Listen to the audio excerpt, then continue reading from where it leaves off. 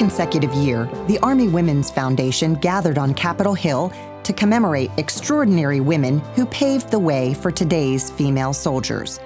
Led by WJLA-TV anchor Leon Harris, the day was about honor.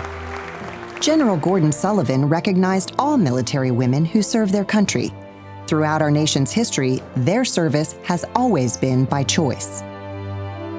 From the dark days of Vietnam to the Army of Panama, you were there. Desert Shield, Desert Storm, you were there. The Balkans, Somalia, Rwanda, Haiti, Iraq, Afghanistan, and it goes on and on and on. This year, Army women of the Korean War were inducted into the prestigious Hall of Fame on the 60th anniversary of the conflict.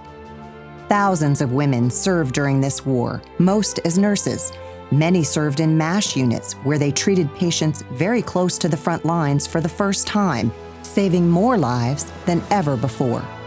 They pioneered renal dialysis nursing, treating patients with hemorrhagic fever on one of the first artificial kidney machines in combat. Also inducted into the Hall of Fame was retired General Ann Dunwoody, the first woman four-star general. She didn't realize the enormity of her promotion until she was barraged with cards and letters from friends and strangers alike. A letter from a fellow soldier, the father of 2 daughters, captured the significance of her 4th star. He said, "Ma'am, now you get to put on our nation's highest military rank. And I get to tell my 2 daughters, 6-year-old and 7-year-old, that they really can be anything they want to be, to include a general officer in the United States Army." Now that's the kind of change and progress that makes me proud to be an American soldier. Past inductees have included Army women veterans of the Vietnam War and the first women graduates of the Military Academy at West Point. The awards are all part of the Foundation's mission to tell the history of Army women. The Foundation is also an advocate for more than 100,000 women serving on active duty in the Army, Reserves, and National Guard. A symposium during the event gave important tips to Army women transitioning to civilian careers. As a woman, we can make that change. We can make that impact. The Foundation not only preserves the history of Army women, it also works to shape the future through its growing scholarship program. This year, a record 29 scholarships were awarded to Army women and their family members.